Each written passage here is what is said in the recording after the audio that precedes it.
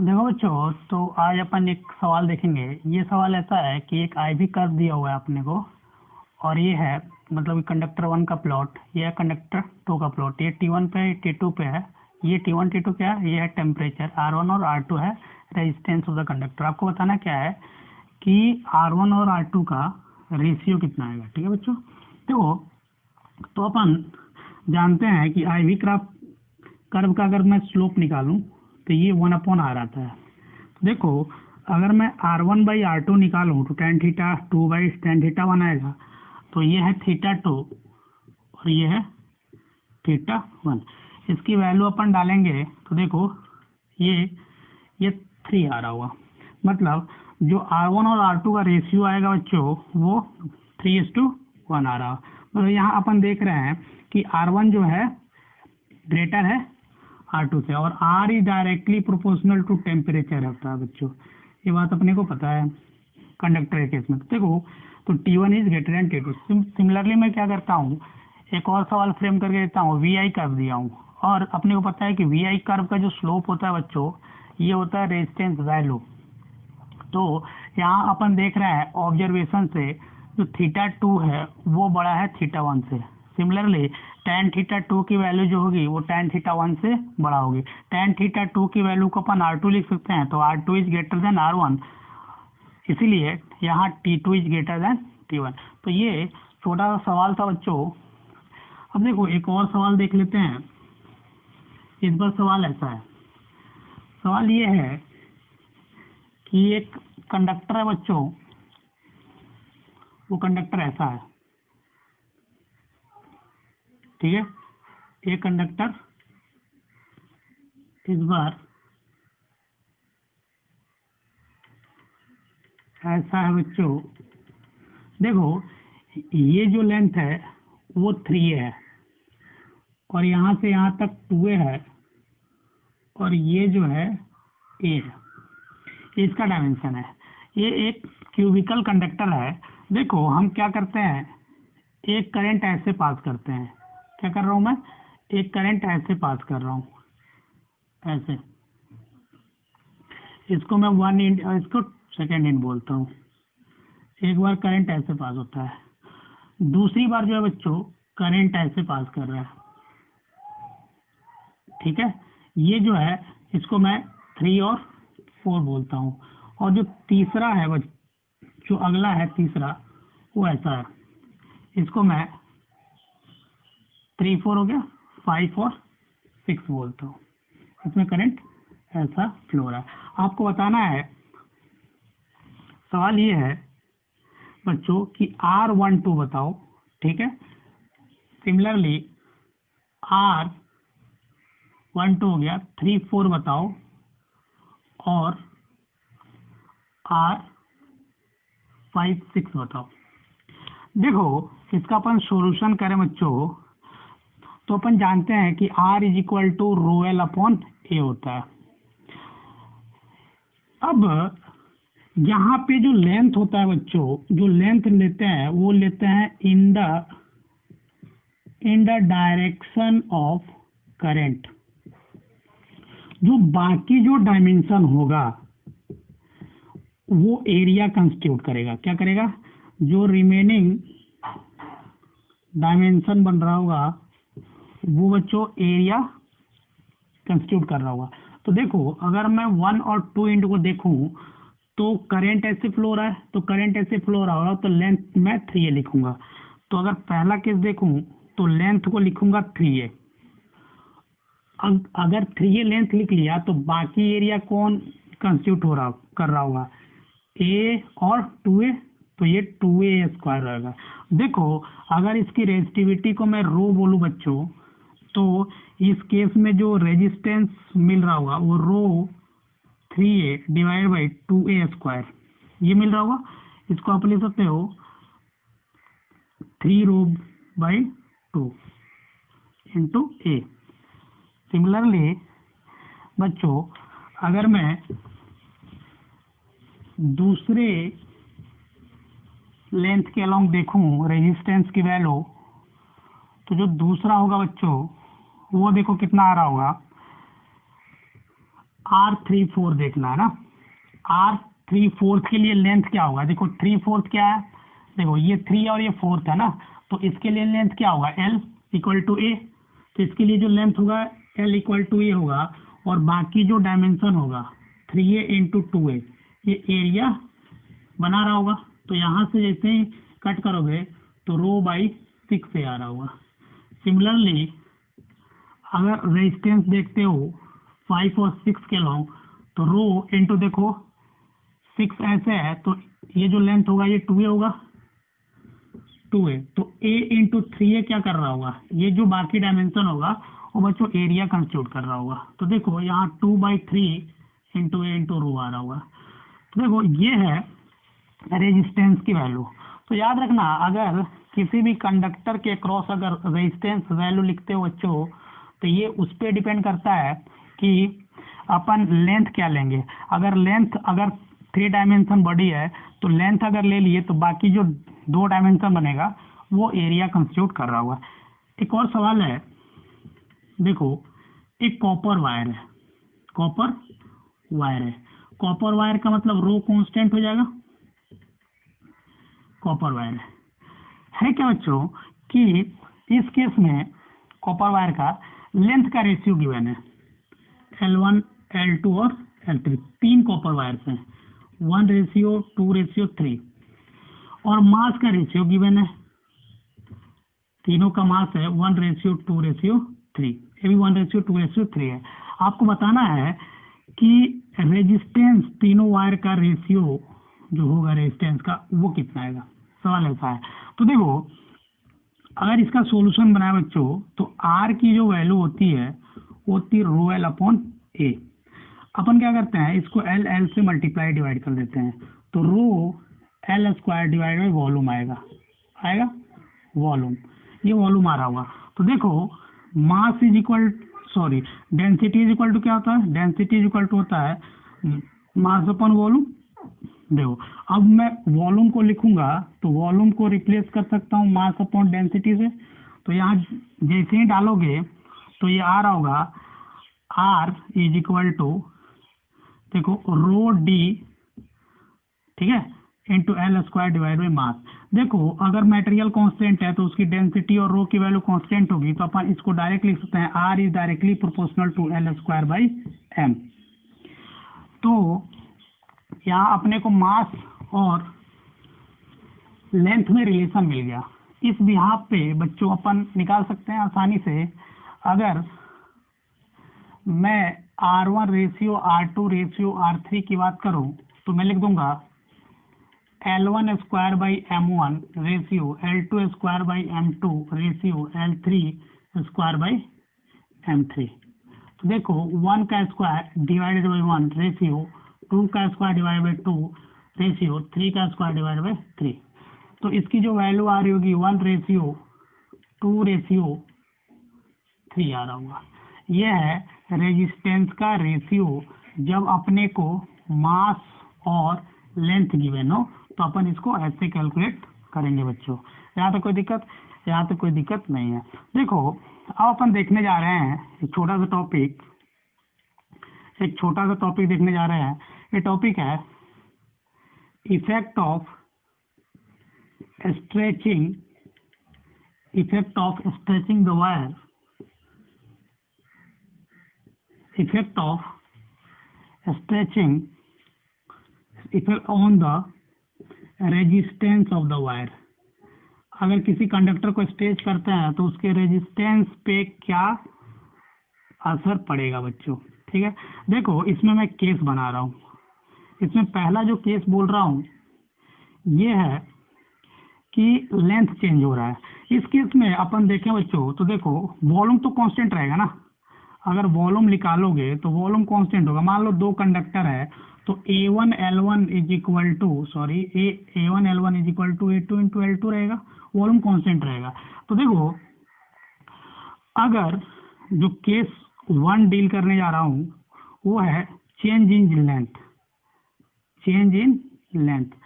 अगर लेंथ में चेंज दिया हो तो कैसे अपन निकालेंगे। देखो अपन लिखे थे कि R is equal to rho L upon A. अपने को क्या करना है, लेंथ में चेंज को दिखाना है। तो मैं क्या करूंगा, किसी भी तरीके से इसको वॉल्यूम बना दूंगा। मैं क्या किया, किसी भी तरीके से इसको वॉल्यूम बना दिया। तो देखो rho L square divided by ये वॉल्यूम हो जाएगा। और अपने को पता है कि किसी भी कंडक्टर के लिए रो जो होगा वो कांस्टेंट होगा और वॉल्यूम कांस्टेंट होगा। तो अपन इसको डायरेक्ट लिख सकते हैं, ये टर्म कांस्टेंट है तो अपन लिख सकते हैं R is directly proportional to L square. Directly proportional to L square का मतलब हुआ कि अगर बच्चों लेंथ बढ़ाते हो तो रेजिस्टेंस की वैल्यू बढ़ेगी। क्या होगी, अगर लेंथ बढ़ाओगे तो रेजिस्टेंस बढ़ेगा। देखो इसका मतलब ये हुआ कि अगर लेंथ बढ़ाते हो बच्चों, लेंथ बढ़ाते हो तो रेजिस्टेंस बढ़ेगा। अगर बच्चों लेंथ घटाते हो तो रेजिस्टेंस की वैल्यू घटेगी। अब किस रेट से घटेगी, देखो देखो ये ऐसा है कि R is directly proportional to L square. देखो अगर मैं यहाँ नोट में लिखूं कि L जो है, L का चेंज जो है, L में चेंज जो है, प्रतिशत change in percentage change in L is less than 5%। अगर 5% से कम L में चेंज है बच्चों तो अपन बाइनोमियल के थ्रू जा सकते हैं। बाइनोमियल के थ्रू जा सकते हैं मतलब percentage change, fractional change in इतना is equal to L square है 2 times del L by L. अगर अपन इसको प्रतिशत चेंज में निकालें परसेंटेज चेंज तो 2 times percentage change in L आएगा। ठीक है, यहाँ प्लस साइन आ रहा है मतलब अगर आप आर अगर एल बढ़ाते हो तो आर बढ़ रहा होगा, एल घटाओगे तो आर घट रहा होगा। यहाँ तो कोई दिक्कत, यहाँ तो कोई दिक्कत नहीं हुआ होगा। देखो अगर मान लो कि आप ऐसा करते हो कि लेंथ को चेंज करके n टाइम्स एल कर देते हो। एक सवाल है, देखो कोई कंडक्टर है, कोई कंडक्टर है, उसका रेजिस्टेंस R है, लेंथ L है। ठीक है, अब आप क्या करते हो, R डैश कर देते हो और लेंथ को जो है NL कर देते हो। तो R डैश की वैल्यू कितनी आ रही होगी, ये सवाल है। देखो अपने को पता है कि जो R डैश बाई R होगा वो L डैश बाई L का होल स्क्वायर आएगा। ठीक है, तो देखो R डैश बाई R की वैल्यू, L डैश की वैल्यू कितना है, NL डिवाइडेड बाई L का होल स्क्वायर। इसको सिंप्लीफाई करोगे तो n स्क्वायर आ रहा होगा। तो R डैश की वैल्यू जो आएगी वो n square into n square times R आ रही होगी। यहाँ तो कोई दिक्कत, यहाँ तक कोई दिक्कत नहीं हुआ होगा। देखो अगर अपन ने यहाँ नोट देखें तो नोट में याद रखना जो पहला नोट है वो है कि R is directly proportional to L square. तो अपन लिखे थे कि percentage change in R is equal to 2 times percentage change in length, ये लिखा था मैंने। ये तब वैलिड है जब L में जो चेंज होगा वो 5% से कम हो बच्चों। यहाँ कोई दिक्कत, अगर 5% से ज्यादा चेंज है उसको कैसे करेंगे, अगर 5% से ज्यादा चेंज है तो याद रखना when change in L is greater then 5%। इस केस में जो परसेंटेज चेंज इन R आएगा बच्चों, जिसे मैं मान लेता हूं कि x प्रतिशत is greater than equal to 5%। x की जगह पे कोई भी वैल्यू गिवन होगा जो कि 5% से ज्यादा होगा बच्चों। तो इस केस में जो परसेंटेज चेंज इन R आएगा वो आएगा 1 प्लस एक्स बाई 100 का होल स्क्वायर माइनस 1 इंटू 100%। इसको इस फॉर्मूले से अपन निकालेंगे। जैसे मान लो एक छोटा सा सवाल दे देता हूं कि अगर मैं L को 10% बढ़ा दिया, 10% बढ़ा दिया, तो परसेंटेज चेंज इन आर कितना आ रहा होगा। ये अपने से सवाल छोटा सा पूछ लिया है। तो देखो अगर इस सवाल को अपन सॉल्व करें तो परसेंटेज चेंज इन आर, ऊपर फॉर्मूला है 1 प्लस एक्स प्रतिशत की जगह 10/100 का होल स्क्वायर -1 इंटू 100%। तो देखो परसेंटेज चेंज निकालते हो तो ये आ रहा होगा 121 डिवाइड बाई 100 -1 इंटू 100%। इसको अगर निकालोगे तो सॉल्व करोगे तो देखना 21% आ रहा होगा। तो अगर आप लेंथ को 10% बढ़ाते हो तो देखो आर भी बढ़ेगा, क्योंकि directly proportional to L square होगा, तो ये बढ़ रहा होगा। ठीक है, मतलब एल बढ़ेगा तो आर बढ़ेगा, एल घटेगा तो आर घटेगा। देखो कुछ सवाल कर लेते हैं इसी पे कि अगर सवाल ऐसा है, percentage change in are when, आपको बताना है कि परसेंटेज चेंज इन आर क्या आएगा जब एल को अपन इंक्रीज कर दें 2%। पहला सवाल। दूसरा, एल को जो है वो अपन क्या कर रहे हैं, इस बार डिक्रीज कर रहे हैं 2.5%। तब आपको बताना है कि परसेंटेज चेंज इन आर कितना आ रहा होगा। एल को जो है बच्चों 100% इंक्रीज कर दिए। जो डी नंबर सवाल है वो है एल को 10% इंक्रीज कर दिए। इसका तो सॉल्यूशन अपन देख चुके हैं कि जो परसेंटेज चेंज इन आर आएगा वो आएगा 21% इंक्रीमेंट के साथ। बाकी का देखते हैं बच्चों। अगर बाकी का सॉल्यूशन देखोगे तो देखो जो ए नंबर सॉल्यूशन है वो 2% है, और 2% अपने को पता है कि 5% से कम है, तो percentage change R equal to 2 times percentage change in L. ठीक है, ये इतना प्रतिशत आ रहा होगा, चूंकि एल बढ़ रहा है तो ये भी बढ़ रहा होगा, तो ये आ रहा होगा 4% इंक्रीज हो गया होगा। अगर आप दूसरे का देखते हो तो 2.5% जो 5% से कम है, तो परसेंटेज चेंज इन आर आ रहा होगा कितना प्रतिशत, ये कम आ रहा होगा 5% डिक्रीमेंट। जो सी नंबर सॉल्यूशन देखोगे 100%, तो 100% जो 5% से ग्रेटर है तो अपन ये वाला फॉर्मूला यूज करेंगे। तो ये वाला फॉर्मूला यूज करोगे तो देखो परसेंटेज चेंज इन आर जो आ रहा होगा 1 प्लस 100 डिवाइडेड बाई 100 का होल स्क्वायर -1 इंटू 100%। इसको सॉल्व करोगे तो देखो ये आ रहा होगा, ये 2 का स्क्वायर -1 3, तो 300% जो आ रहा होगा ये बढ़ रहा हो, क्योंकि एल बढ़ रहा है। तो ये था सॉल्यूशन बच्चों कि अगर परसेंटेज चेंज जो एल में है वो 5% से कम है तब कैसे सॉल्व करेंगे, और 5% से ज़्यादा है तब इसका सॉल्यूशन जो है कैसे करेंगे। तो ये छोटा सा फॉर्मूला था, इसको आप ध्यान रखना और सवाल आसानी से बन जाएगा। देखो अब जो अपन केस डील करने जा रहे हैं वो है effect on resistance of conductor due to change in cross sectional area. अगर क्रॉस सेक्शनल एरिया को चेंज करते हैं, जैसे मान लो ये अपना कंडक्टर है, अगर इसके क्रॉस सेक्शनल एरिया को चेंज करते हैं बच्चों, इसकी रेडियस आर है, ठीक है, और इसका डायामीटर जो है वो डी है, इसका लेंथ जो है एल है, ये इसका सेंटर है। ठीक है, तो देखो अपने को पता है कि आर इज इक्वल टू कितना होता है, रो एल अपॉन ए।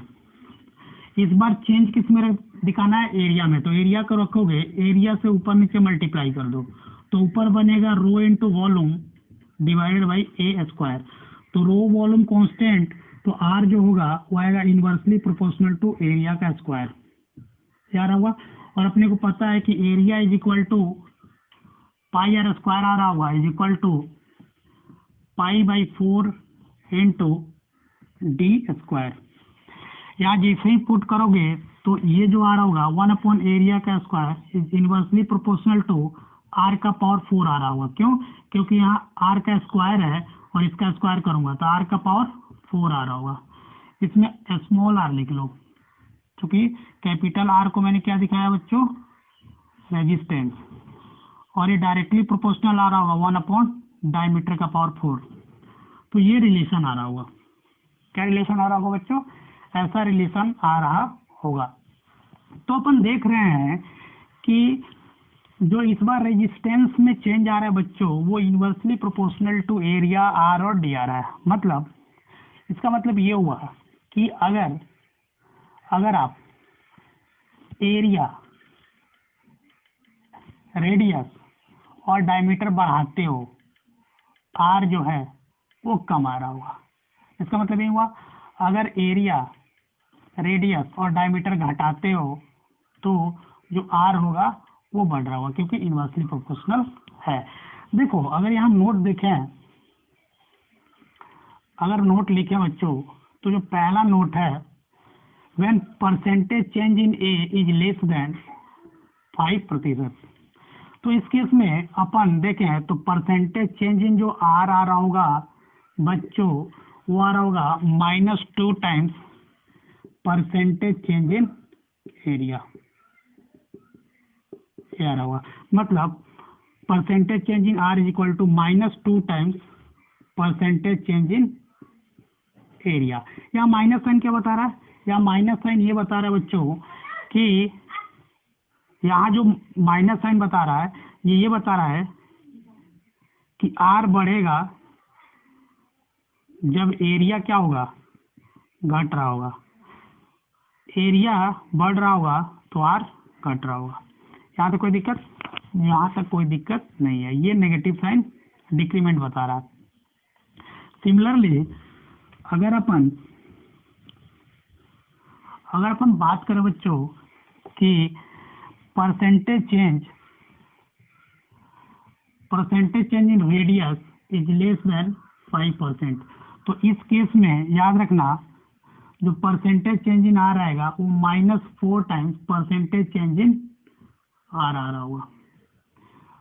परसेंटेज चेंज इन रेडियस लिख लो, परसेंटेज चेंज इन रेडियस। यहाँ तक कोई दिक्कत? चलो ये है माइनस साइन का मतलब तो समझा दिया।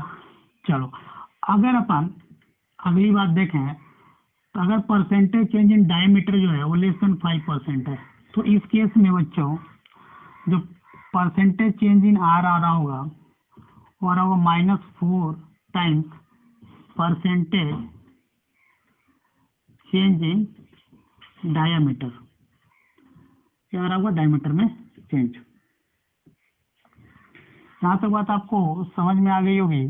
देखो अगर छोटा सा सवाल देखें तो सवाल ऐसा है, सवाल फ्रेम किया जा सकता है कि फाइंड परसेंटेज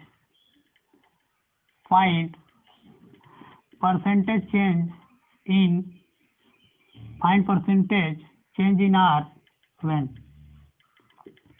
जो पहला है बच्चों उसमें अपन क्या कर रहे हैं, एरिया को इंक्रीज कर रहे हैं बाय 3.5%। जो बी नंबर सवाल है बच्चों वो ये है कि इस बार एरिया को डिक्रीज कर रहे हैं अपन बाय 1.5%। जो सी नंबर सवाल है बच्चों वो है कि रेडियस को इंक्रीज कर रहे हैं 2% से। जो डी नंबर सवाल है बच्चों, डायमीटर को डिक्रीज कर रहे हैं बाय 2%। देखो अगर इसका अपन सॉल्यूशन करें तो अपने को पता है कि एरिया बढ़ रहा होगा तो परसेंटेज R जो है घट रहा होगा, क्योंकि इनवर्स रेशियो है। एरिया अगर तो परसेंटेज चेंज जो है बढ़ रहा होगा, ये बात पता। अब कितना परसेंट से बढ़ रहा है उसको अपन कैलकुलेट कर लेंगे। अगर R बढ़ रहा है तो परसेंटेज चेंज जो होगा इन R ये घट रहा होगा। सिमिलरली अगर D घट रहा है बच्चों तो परसेंटेज चेंज इन R जो है वो बढ़ रहा होगा। ये बात अपने को पता है क्योंकि इनवर्स रेशियो आया था। देखो जो ए नंबर सवाल है कि अपने को पता है कि percentage change in R is equal to -2 times, तो माइनस साइन का मतलब घट गया, ठीक है। तो देखो 2 टाइम्स इतना, तो ये होगा 7% से ये एरिया इंक्रीज किया तो माइनस साइन का मतलब घट गया। देखो बी का मतलब एरिया को घटा रहे हैं तो परसेंटेज चेंज इन आर जो है बढ़ रहा होगा, वो कितना आ रहा होगा एरिया को, तो 2 टाइम्स 1.5%, तो ये देखो 3% से बढ़ गया होगा। तो सी नंबर केस होगा बच्चों, आर बढ़ा रहे हैं तो परसेंटेज चेंज इन आर जो होगा 4 टाइम्स परसेंटेज चेंज इन रेडियस से घट जाएगा, तो 8% से घट गया होगा बच्चों। सिमिलरली अगर डी नंबर केस देखें तो देखो ये 2% से घट रहा है ना, तो परसेंटेज चेंज इन आर जो होगा वो 4 इंटू 2% से बढ़ गया होगा, मतलब 8% से ये बढ़ गया होगा। तो ये है सॉल्यूशन बच्चों, जब रेडियस, ठीक है, एरिया और डायमीटर ऑफ कंडक्टर जो है वेरी कर रहा होगा तब। अब अपन बात करने जा रहे हैं कि रेजिस्टेंस रेजिस्टिविटी जो है टेम्परेचर पे कैसे डिपेंडेंट करता है। टेम्परेचर वेरिएशन ऑफ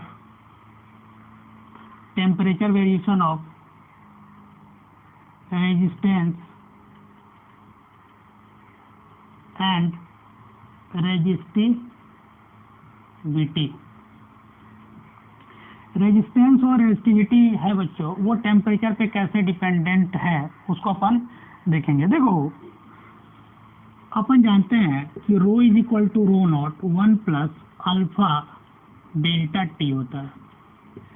सिमिलरली ये रो क्या है, रो रेजिस्टिविटी है या स्पेसिफिक रेजिस्टेंस बोलते हैं। आर जो है बच्चों वो R naught 1 plus minus alpha delta T होता है, ये बात अपने को पता है। जहाँ पे आर क्या है बच्चों, आर जो है वो है रेजिस्टेंस, क्या बच्चों, ये है रेजिस्टेंस। तो ये कैसे डिपेंडेंट है ये अपन देखेंगे।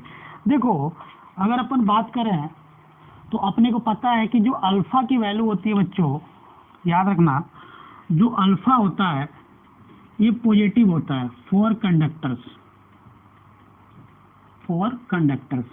जो अल्फा होता है बच्चों इसकी वैल्यू नेगेटिव होती है, किसके लिए, फॉर सेमी कंडक्टर्स। तो इस फॉर्मूले को अगर फॉर कंडक्टर लिखें, अगर फॉर कंडक्टर लिखते हो तो ये जो फॉर्मूला आएगा 1 प्लस अल्फा डेल्टा टी। अगर टेम्परेचर बढ़ाओगे बच्चों, यहाँ से क्या पता चला है, टेम्परेचर बढ़ रहा है तो रो बढ़ रहा होगा। सिमिलरली इसको लिख सकते R is equal to R naught 1 plus alpha delta T. अगर आप टेम्परेचर बढ़ाते हो तो आर की वैल्यू बढ़ रही होगी। ये है कंडक्टर का केस। अगर अपन सेमी कंडक्टर देखें बच्चों, तो सेमी कंडक्टर में देख लो, किसी एक्सप्रेशन को अगर सेमी कंडक्टर के लिए लिखते हो तो देखो क्या लिखोगे। अगर फॉर सेमी कंडक्टर लिखते हो तो rho can be written like that 1 minus alpha delta T. Similarly R can be written as R naught 1 minus alpha delta T. ये लिख सकते हो, सेमी कंडक्टर का केस है। देखो यहाँ पे अल्फा क्या है, यहाँ जो अल्फा है वो है टेम्परेचर कोफिशिएंट ऑफ रेजिस्टिविटी। क्या है, टेम्परेचर कोफिशिएंट ऑफ रेजिस्टिविटी। इसका जो यूनिट होता है बच्चों, ये याद रखना, इसकी जो यूनिट होती है वो है डिग्री सेल्सियस इनवर्स या डिग्री केल्विन इनवर्स। ये जो आर है बच्चों यहाँ, ये है ऑब्जर्व्ड रेजिस्टेंस। क्या है, observed resistance of particular temperature. R naught है वो है रेजिस्टेंस, ये जो है बच्चों वो रेजिस्टेंस एट रेफरेंस टेम्परेचर लिख लो, ठीक है, रेफरेंस टेम्परेचर। याद रखना बाय डिफॉल्ट अपन जो रेफरेंस टेम्परेचर लिखते हैं वो 0 डिग्री लिखते हैं, ठीक है, वो 0 डिग्री लिखते हैं। अगर ना दिया हो तब बाय डिफॉल्ट अपन क्या मान के चलते हैं, अगर ना दिया हो बच्चों तो लिख के चलते हैं 0 डिग्री। जैसे एक सवाल है, छोटा सा सवाल ऐसा है कि R1 की वैल्यू जो है वो 6 ओम है, एट 100 डिग्री सेल्सियस। एक दूसरा कंडक्टर है, उसका रेजिस्टेंस वैल्यू है 5 ओम, लेकिन इस बार जो टेम्परेचर है वो 50 डिग्री सेल्सियस है। आपको बताना है कि रेजिस्टेंस जो है एट 0 डिग्री कितना आ रहा होगा। देखो बच्चों, तो रेफरेंस टेम्परेचर को मैं 0 मानता हूँ। क्या मान रहा हूँ? रेफरेंस टेम्परेचर को।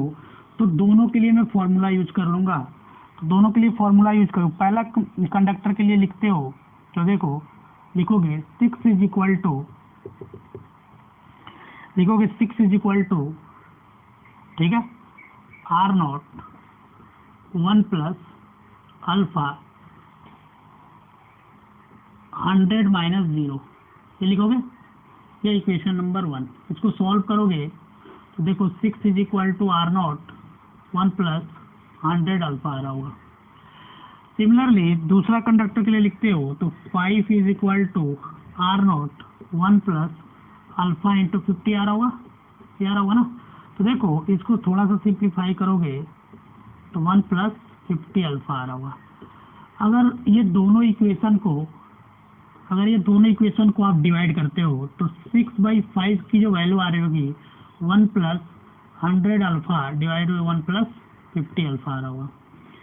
इसको क्रॉस मल्टीप्लाई करोगे बच्चों तो ये देखो कुछ ऐसे आ रहा होगा। अगर इसको लिखोगे तो आप इसको लिख सकते हो ऐसा। तो अल्फा की जो वैल्यू होगी ये 1/200 यूनिट्स आ रही होगी। तो देखो, अगर जैसे ही अपने को अल्फा पता चल जाएगा बच्चों, जैसे ही अपने को अल्फा पता चल रहा है तो अपन किसी भी इक्वेशन में अल्फा की वैल्यू डाल के आर नॉट की वैल्यू कैलकुलेट कर सकते हैं, जो कि 0 डिग्री सेल्सियस से मैंने माना है आर नॉट। देखो मैं क्या करता हूँ, पहले इक्वेशन में डालता हूँ। तो 6 is equal to R naught 1 plus 100 divided by 200, ये आ रहा होगा। चलो यहाँ से अगर सॉल्व करें बच्चों तो 1 प्लस 1/2 आ रहा होगा। आर नॉट इंटू ये होगा 3/2 इक्वल टू 6। तो ये देखो जो आर नॉट की वैल्यू आ रही होगी वो 4 ओम आ रही होगी, ठीक है। This is the resistance value at 0 degree Celsius. ये आर नॉट की वैल्यू है कहाँ पे बच्चों? 0 डिग्री सेल्सियस पे। चलो कुछ नोट लिखते हैं। नोट में लिख लो कि अपने को पता है बच्चों कि अल्फा की जो वैल्यू होती है वो पॉजिटिव होती है मेटल्स के लिए। अल्फा की वैल्यू मेटल्स के लिए या कंडक्टर के लिए पॉजिटिव होती है। तो अपन टेम्परेचर बढ़ाएंगे तो डेल्टा टी जो होगा वो पॉजिटिव आएगा। जैसे डेल्टा टी पॉजिटिव आएगा तो R is equal to R naught 1 plus R naught alpha delta T जो होगा ये भी पॉजिटिव आएगा। जब ये पॉजिटिव आएगा बच्चों तो आर की जो वैल्यू होगी वो बढ़ रही होगी। क्या हो रही होगी? आर की वैल्यू बढ़ रही होगी। Similarly rho is equal to rho naught plus rho naught alpha delta T, rho भी बढ़ रहा होगा। ये बात अपने को पहले भी पता था। देखो अगर इस केस में एक ग्राफ बनाए रो वर्सेस टेम्परेचर का, तो ये देखो कैसे बन रहा होगा। जब ये मेटल का केस होगा तो रेजिस्टिविटी वर्सेस टेम्परेचर का एक कर्व ड्रॉ कर रहा हूँ। एक कर्व जो है रेजिस्टिविटी वर्सेस टेम्परेचर का, ठीक है बच्चों, कैसे बन रहा होगा। Rho is directly proportional to temperature. ये जो होगा ये हो जाएगा 0 डिग्री तो यह माइनस 270 डिग्री, ठीक है। 270 पॉइंट समथिंग होता है ना, 273 लिख लो बच्चों, 273 डिग्री के लिए ये माइनस में आ रहा होगा। देखो सिमिलरली बच्चों अगर अल्फा का वेरिएशन सेमीकंडक्टर के लिए देखें तो सेमीकंडक्टर में अपने को पता है कि क्या होता है। अगर मैं दूसरा नोट लिखूं alpha for semiconductor, alpha for semiconductor देखोगे तो आपको पता है कि सेमीकंडक्टर के केस में अल्फा जो होता है नेगेटिव होता है। जैसे ही नेगेटिव होगा तो डेल अल्फा, ये वाली टर्म नेगेटिव होगी। तो अगर इस केस में टेम्परेचर बढ़ाते हो बच्चों, टेम्परेचर बढ़ाते हो तो रो भी घट रहा होगा, और जैसे ही रो घट रहा होगा तो कंडक्टिविटी बढ़ रही होगी बच्चों, कंडक्टिविटी और रेजिस्टेंस कम हो रहा होगा और कंडक्टेंस की वैल्यू बढ़ रही होगी। ये बात अपने को पता है। तो देखो अगर, और सेमीकंडक्टर में अपन जो बेसिकली लेते हैं वो लेते हैं जर्मेनियम, यहाँ लिख लो जर्मेनियम एंड सिलिकॉन। क्या रखना, जर्मेनियम और सिलिकॉन। जर्मेनियम और सिलिकॉन दे दे तो आपको घबराना नहीं होगा बच्चों। देखो अगर इसके इसमें ग्राफ बनाओगे तो देखो इनवर्सली प्रोपोर्शनल आर बढ़ रहा है, टेम्परेचर घट रहा है, तो टेम्परेचर और रेजिस्टिविटी कर्व ड्रॉ करोगे तो अगर टेम्परेचर और रेजिस्टिविटी कर्व ड्रॉ करते हो तो देखो कैसा मिल रहा होगा, रेजिस्टिविटी और टेम्परेचर कर्व ऐसे मिल रहा होगा ना, रेक्टेंगुलर हाइपरबोला मिल रहा होगा। देखो अगर यहाँ तीसरा नोट देखें बच्चों, जो अल्फा होता है वो 0 होता है एल वाई के लिए। मतलब अगर अल्फा 0 होगा बच्चों तो टेम्परेचर बढ़ाओ या घटाओ, जो रो एंड आर होगा वो कांस्टेंट रहेगा, ये कांस्टेंट रहेगा। यही रीजन है कि अपन एक्सपेरिमेंट करते वक्त जो है एल वाई यूज करते हैं, एल वाई यूज करते हैं। क्यों? क्योंकि वहाँ टेम्परेचर वेरिएशन के दौरान रेजिस्टेंस और जो रेजिस्टिविटी होती है वो चेंज नहीं होती है, जो वायर अपन यूज करते हैं। जैसे इसमें जो होता है वो होता है मैग्नीन, ठीक है, मैग्नीन यूज करते हैं, यूरेका होता है बच्चों, ठीक है, और कॉन्सेंटन, ये सब अपन यूज करते हैं। देखो अगर अपन चौथा केस लें सुपर कंडक्टर का, क्या ले रहे हैं, सुपर कंडक्टर का। देखो कोई भी जो कंडक्टर है वो पर्टिकुलर टेम्परेचर के बाद सुपर कंडक्टर ऐसा बिहेव करता है। देखो अगर अपन सुपर कंडक्टर का बात करें तो फॉर सुपर कंडक्टर्स जो रेजिस्टिविटी कर्व होती है बच्चों टेम्परेचर का, वो पर्टिकुलर टेम्परेचर जो कि क्रिटिकल होता है वो ऐसे होता है। को दिक्कत ये है T is less than Tc और ये रीजन है T is greater than critical temperature. तो क्रिटिकल टेम्परेचर के बाद जो है उसका रो का जो वेरिएशन होता है बच्चों वो इस तरीके से होता है। देखो अब अपन बात करने जा रहे हैं अल्फा इक्विवेलेंट की। जो अगला सब टॉपिक है वो है कैलकुलेशन ऑफ अल्फा इक्विवेलेंट। इसमें जो पहला केस है वो अपन ले रहे हैं सीरीज कॉम्बिनेशन का। क्या ले रहे हैं बच्चों, सीरीज कॉम्बिनेशन का। दो रेजिस्टेंस है, देखो ये अल्फा 1 इसमें है, इसमें अल्फा 2, इसमें देखो ये R1 है, ये R2 है, ये सीरीज कॉम्बिनेशन में जुड़े हुए हैं। मैं क्या करता हूँ, यहाँ एक R इक्विवेलेंट लेता हूँ और यहाँ अल्फा इक्विवेलेंट है। देखो R इक्विवेलेंट की वैल्यू तो अपने को पता है, R इक्विवेलेंट जो होगा वो R1 प्लस R2 आ रहा होगा। तो इस केस में जब अल्फा इक्विवेलेंट निकालोगे तो देखो जो यहाँ अल्फा इक्विवेलेंट आता है बच्चों वो आता है alpha 1 R1 plus alpha 2 R2 divided by R1 plus R2। और यहाँ जो R इक्विवेलेंट आता है बच्चों सीरीज में वो आता है R1 प्लस R2। बस ये चीज़ अपने को याद रखना होगा। देखो सिमिलरली अगर अपन पैरेलल कॉम्बिनेशन देखें तो पैरेलल कॉम्बिनेशन में बच्चों जो अल्फा इक्विवेलेंट की वैल्यू आती है इसको आसानी से अपन कैलकुलेट भी कर सकते हैं। ये छोटा सा फॉर्मूला इसको ध्यान रखना। देखो अगर बी नंबर देखें तो ये है पैरेलल कॉम्बिनेशन, इसमें जो कॉम्बिनेशन होगा वो ऐसा होगा, ये R1 अल्फा 1 R2 और अल्फा 2। इसका अगर कॉम्बिनेशन निकालते हो तो मान लो ये R इक्विवेलेंट आ रहा है, ये अल्फा इक्विवेलेंट आ रहा है, तो R इक्विवेलेंट अपन बाद में देखेंगे। अब याद रखना ये इतना आएगा।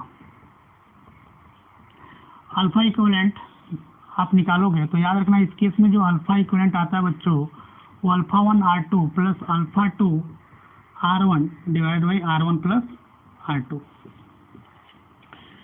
ये अल्फा इक्विवेलेंट आता है अगर पैरेलल कॉम्बिनेशन है तो। देखो यहाँ नोट लिखते हैं, अगर मान लो किसी कॉम्बिनेशन का जो अल्फा इक्विवेलेंट है वो 0 है, अगर अल्फा इक्विवेलेंट कॉम्बिनेशन का डिपेंड टेम्परेचर पे नहीं कर रहा है, तब क्या होगा, नोट में याद रखना। तो पहला है इफ कॉम्बिनेशन इज इंडिपेंडेंट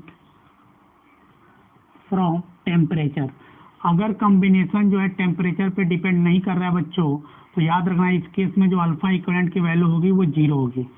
तो अगर अपन सीरीज कॉम्बिनेशन लें, इसमें सब केस लेते हैं, तो अगर सीरीज कॉम्बिनेशन लोगे बच्चों, तो सीरीज कॉम्बिनेशन लोगे तो इसकी जो वैल्यू आ रही होगी, ये आ रही होगी minus alpha 2 by alpha 1। Minus sign का मतलब हुआ बच्चों कि ये माइनस साइन है, ये बता रहा है कि alpha and alpha 2 having opposite sign, क्या है, इनका अपोजिट साइन होगा। यहाँ तो कोई दिक्कत, यहाँ तो कोई दिक्कत नहीं है। सिमिलरली अगर आप यहाँ पैरेलल केस लेते हो, अगर पैरेलल कॉम्बिनेशन लेते हो बच्चों, तो जो R1 और R2 की वैल्यू होगी वो minus alpha 1 divide by alpha 2 के बराबर आएगा। अगर ऐसा केस मिलता है मतलब वो कॉम्बिनेशन जो है वो टेम्परेचर इंडिपेंडेंट होगा। देखो अब अपन बात करने जा रहे हैं एक सर्किट एलिमेंट रेजिस्टेंस की। क्या बात करने जा रहे हैं, एक सर्किट एलिमेंट है जिसको अपन बोलते हैं रेजिस्टर। क्या बोलते हैं बच्चों, रेजिस्टर।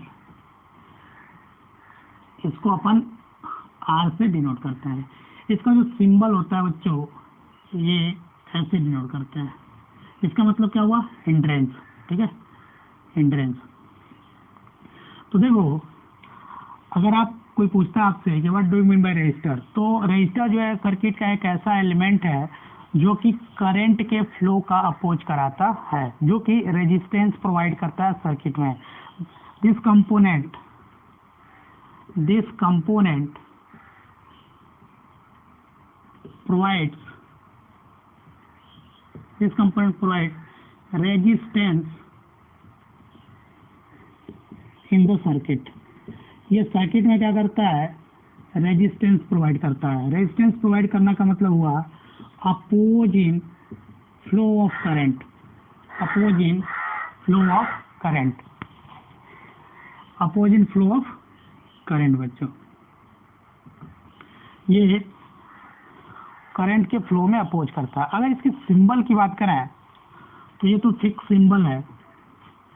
अगर इसका सिंबल लिखोगे बच्चों तो याद रखना इसके दो सिंबल होते हैं। एक सिंबल तो कहीं कहीं आपको ऐसे दिखेगा, तो ये जो है ये फिक्स रेजिस्टर है। क्या है, ये है फिक्स्ड रेजिस्टर। क्या बच्चों, इसको अपन बोलते हैं फिक्स्ड रेजिस्टर। कहीं कहीं आपको ऐसा सिंबल दिखेगा, इसका मतलब होता है वेरिएबल रेजिस्टर। क्या है, वेरिएबल रेजिस्टर। वेरिएबल रेजिस्टर को कहीं अपन रियोस्टेट भी बोलते हैं। क्या बोलते हैं, variable resistance is known as rheostat. Rheostat is responsible for controlling the current in the circuit. Rheostat का यूज जो करते हैं वो सर्किट करंट को कंट्रोल करने के लिए करते हैं। ठीक है, देखो इसके टाइप्स की बात करें, रेजिस्टर्स की टाइप्स की बात करें बच्चों, तो इसके दो टाइप होते हैं। पहला वायर बॉन्ड रेजिस्टर, जो कि अपन जनरली यूज करते हैं। जो दूसरा होता है बच्चों वो होता है कार्बन रजिस्टर। क्या होता है? कार्बन रजिस्टर, जिसका यूज अपन लैब्स में करते हैं। इसका यूज अपन लैब्स में करते हैं। इसमें होता क्या है, ये देखो, इसमें इस रजिस्टर में कई सारे स्ट्रिप्स बने रहते हैं। जैसे मान लो यहाँ एक स्ट्रिप बना है, एक इसमें 4 स्ट्रिप रहता है, 2, 3 और 4 स्ट्रिप। ये है कार्बन रजिस्टर। ये जो पहला 2 रजिस्टर है अपन आगे बात करेंगे, ये नंबर्स बताता है। जो ये है ये होता है जो थर्ड, ये है फर्स्ट, ये सेकेंड, ये थर्ड और ये फोर्थ। ये फोर्थ जो होता है बच्चों, जो फोर्थ, और ये सब अलग अलग कलर होते हैं, देखो, ठीक है। तो अलग अलग कलर के होते हैं और हर एक कलर की एक पर्टिकुलर मल्टीप्लायर वैल्यू होती है, ठीक है, डिजिटल वैल्यू होती है। तो याद रखना, ये जो होता है जो लास्ट वाला, ये टॉलरेंस बताता है। क्या बताता है? टॉलरेंस। और ये जो स्ट्रिप होता है वो मल्टीप्लायर होता है। क्या होता है? मल्टीप्लायर। और ये जो पहला होता है ये नंबर बताते हैं, फर्स्ट 2 डिजिट नंबर बताते हैं। तो देखो, जो कलर कोडिंग होता है, कलर कोडेड जो कार्बन रजिस्टर होते हैं, इनकी वैल्यू ये होती है। देखो, अगर अपन कलर की बात करें तो जो कलर होता है बच्चों, उसका एक फॉर्मूला होता है, बीबी रॉय ऑफ ग्रेट ब्रिटेन है वेरी गुड वाइफ। क्या होता है? बीबी रॉय ऑफ ग्रेट ब्रिटेन है वेरी गुड वाइफ।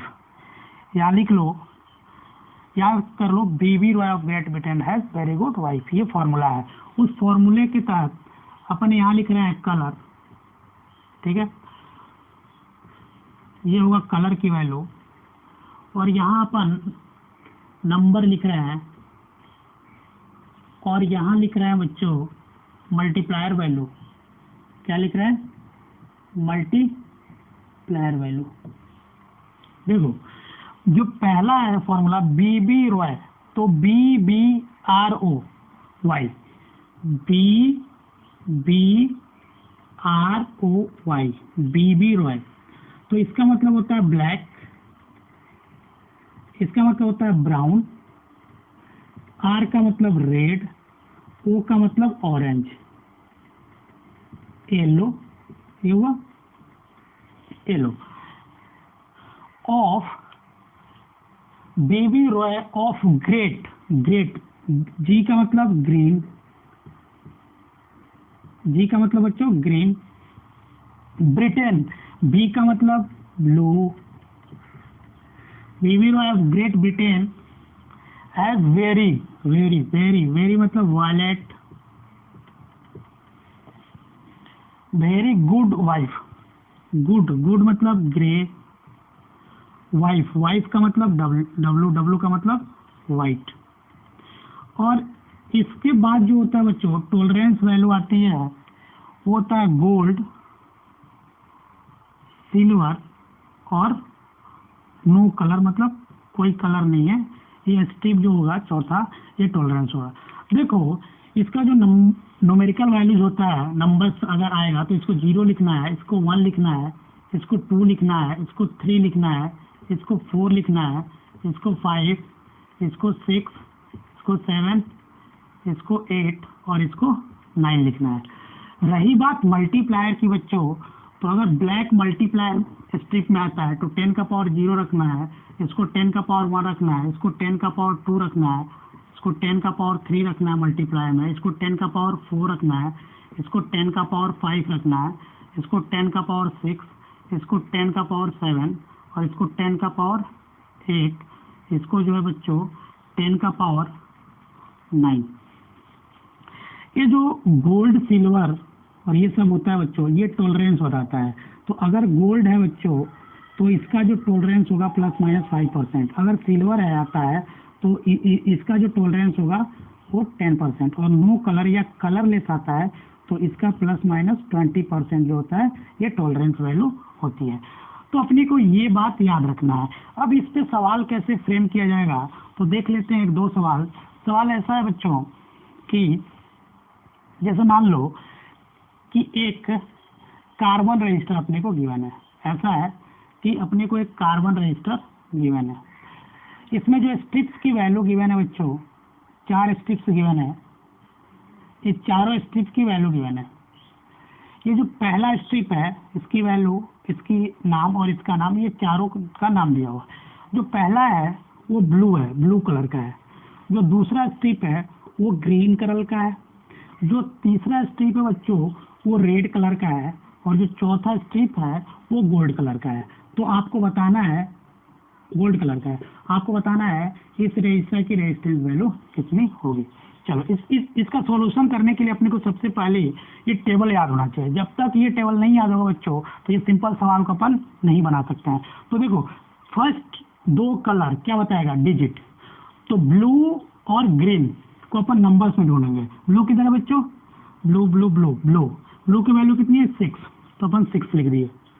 ग्रीन किधर है, ग्रीन 5, तो मैंने 5 लिख दिया, इनटू 10 का power red colour multiplier, red किधर है, रेड, रेड में अपन मल्टीप्लायर में जाएंगे तो इंटू 10 का पावर 2 प्लस माइनस, ये क्या बताएगा, टॉलरेंस, टॉलरेंस कितना है गोल्ड का 5%।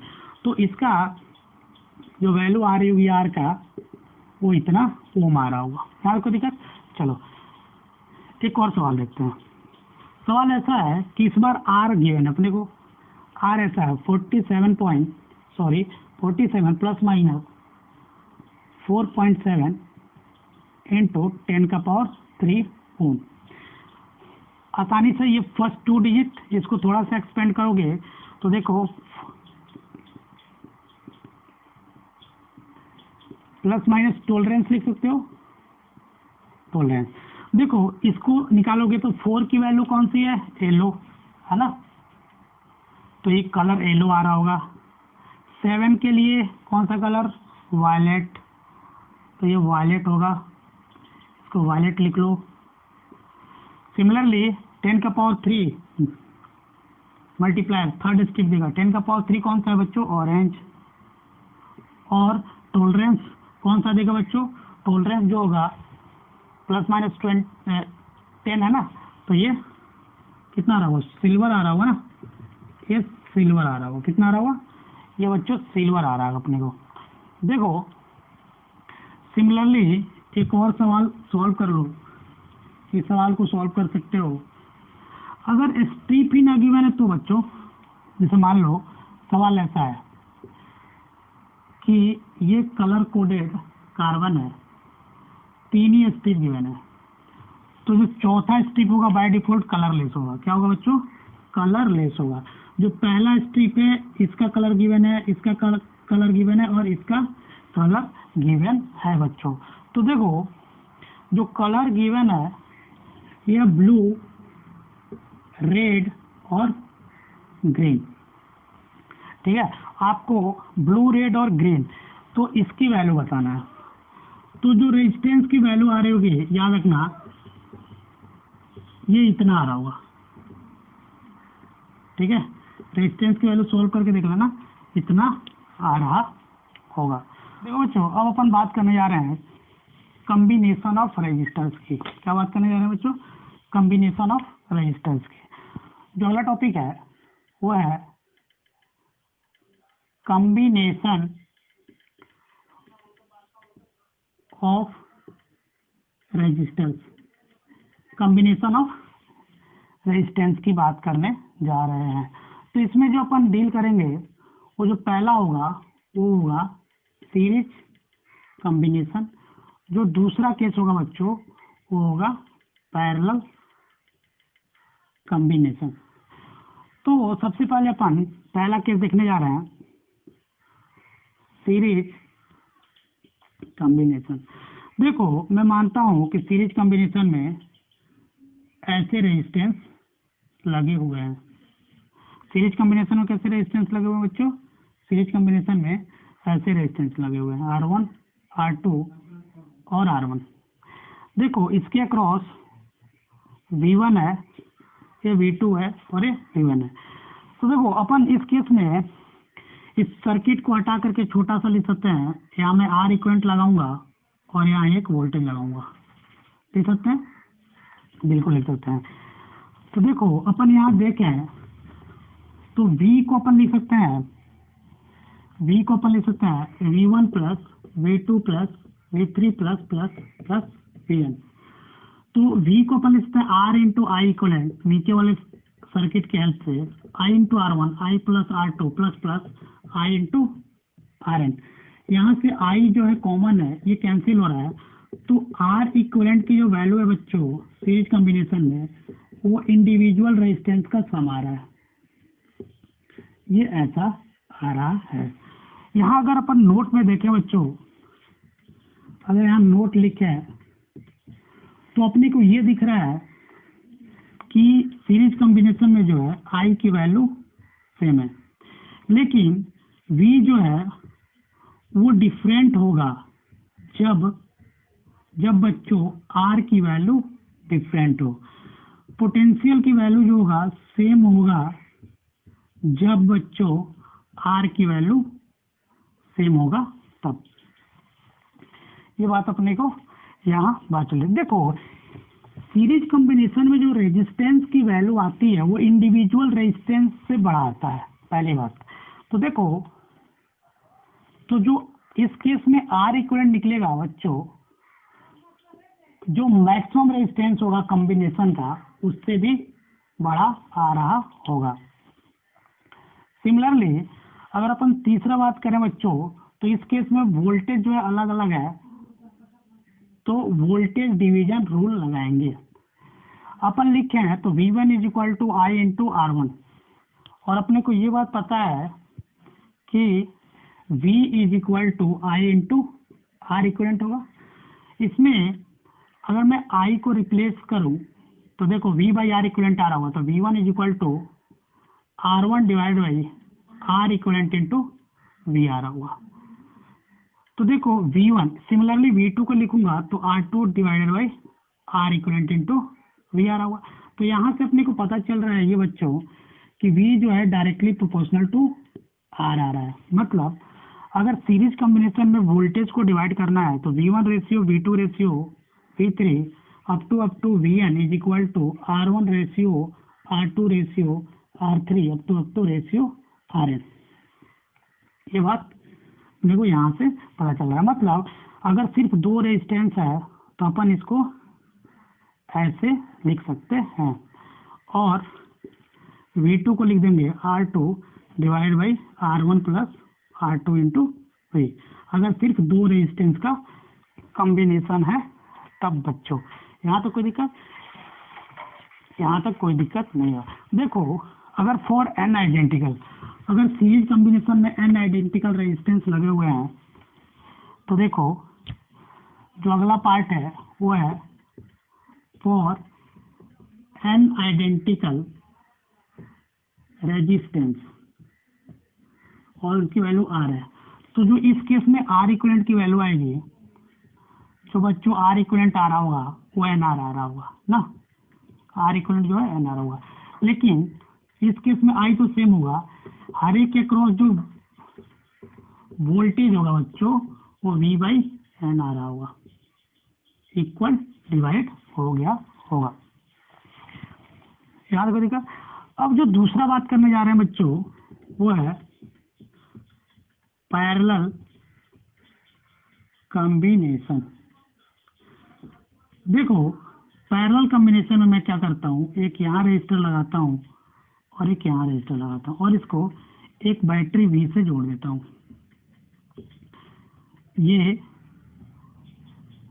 Rn है, ये R2 है और ये R1 है। इससे मान लो कि I करंट आया तो इसमें I1 गया होगा, इसमें I2 गया होगा, इसमें In गया होगा।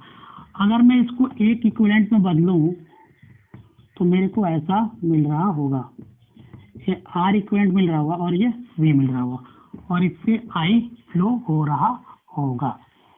क्या तो कोई दिक्कत? यहाँ तो कोई दिक्कत नहीं है। तो देखो यहाँ अगर देखोगे तो आपको ये बात पता चल रहा है बच्चों कि यहाँ I का जो है समीशन हो रहा है। तो I can be written as I1 plus I2 plus I3 plus plus plus In। इस सर्किट से I को आप लिख सकते हो V by R equivalent is equal to ohm's law से लिख रहा हूँ, V by R1 plus V by R2 plus V by R3 plus plus plus V by Rn। यहाँ से V कैंसिल हो रहा है, तो 1 upon R equivalent equal to 1 upon R1 plus 1 upon R2 plus 1 upon R3 plus plus plus 1 upon Rn। ये मिल रहा है, ठीक है। यहाँ तो कोई दिक्कत, यहाँ तो कोई दिक्कत नहीं हुआ होगा। देखो अगर नोट लिखें पहला, फॉर टू रेजिस्टेंस, दो रेजिस्टेंस मान लो ऐसे पैरेलल में जुड़े हुए हैं, R1 और R2। तो याद रखना फॉर टू रेजिस्टेंस जो R इक्वलेंट आएगा बच्चों वो आएगा R1 R2 divide by R1 plus R2। This is the resistance value in case of two resistance which is connected in parallel. यहाँ तक कोई दिक्कत, यहाँ तक कोई दिक्कत नहीं हुआ होगा। देखो अगर यहाँ नोट करें बच्चों तो वोल्टेज जो है हर एक एलिमेंट के क्रॉस सेम है, तो आप कैसे पता करोगे कोई भी एलिमेंट पैरेलल में है? तो मैं कैपेसिटर के केस में बता चुका था कि जो एलिमेंट के क्रॉस वोल्टेज डिफरेंस सेम है तो वो पैरेलल में होगा। तो देखो अगर दूसरा नोट लिखते हो तो यहाँ जो है हर एक एलिमेंट के क्रॉस वोल्टेज डिफरेंस सेम है, आई जो है वो डिफरेंट होगा, करंट जो है डिफरेंट होगा इफ आर इज डिफरेंट। अगर आर क्या हो बच्चों, आर डिफरेंट हो, जो हर एक एलिमेंट के क्रॉस करंट फ्लो हो रहा होगा वो सेम होगा बच्चों जब आर की वैल्यू सेम सही होगी। चलो अगर मैं तीसरा नोट की बात करूं तो यहाँ अपन देख रहे हैं कि वोल्टेज जो है हर एक एलिमेंट के क्रॉस सेम है, तो जो करंट है वो डिवाइड हो रहा है, करंट का डिवीजन हो रहा है। अगर करंट लिखें तो I1 is equal to V1 by R1, और I को लिखें बच्चों तो V बाई R इक्वलेंट लिखूंगा। तो V को जैसे यहाँ से रिप्लेस करोगे V is equal to I into R equivalent, तो I1 की जो वैल्यू आएगी बच्चों ये आ रहा होगा R equivalent divide by R1 into I। जो टोटल करंट है बच्चों वो इनवर्स रेशियो में डिवाइड हो रहा होगा, मतलब I1 is equal to R1 plus R2 plus plus Rn divide by R1 into I। तो यहाँ से अपने को ये बात पता चल रहा है कि जो करंट का डिवीजन है बच्चों वो इनवर्स रेशियो में हो रहा है। तो करंट का जो डिवीजन हो रहा है वो इनवर्स रेशियो ऑफ R में हो रहा है, मतलब अगर I1 ratio I2 ratio I3 ratio IN निकालें तो इसकी वैल्यू आएगी 1 upon R1 ratio 1 upon R2 ratio 1 upon R3 1 upon Rn। ठीक है, मान लो कि अगर दो रेजिस्टर्स हैं ऐसे लगे हुए हैं, दो रेजिस्टर्स, और यहाँ से कोई करंट आई आ रहा है, आई करंट के सोर्स आ रहा है, इसमें मानते हैं I1 जा रहा है और इसमें मानते हैं I2 जा रहा है, और ये R1 है ये R2 है। तो इनवर्स रेशियो का मतलब ये हुआ कि जब मैं I1 देखूंगा बच्चों तो ऊपर R2 लिखूंगा divide by R1 plus R2 into I, total current का कितना पार्ट चला गया। सिमिलरली अगर मैं I2 निकालूंगा तो I2 जिस रेजिस्टर से फ्लो के जा रहा है उसको ऊपर नहीं लिखूंगा, मैं इसको ऐसे लिखूंगा, तो ये पार्ट हो जाएगा टोटल करंट का। This is the inverse ratio distribution. यहाँ तो कोई दिक्कत, यहाँ तक कोई दिक्कत नहीं हुआ।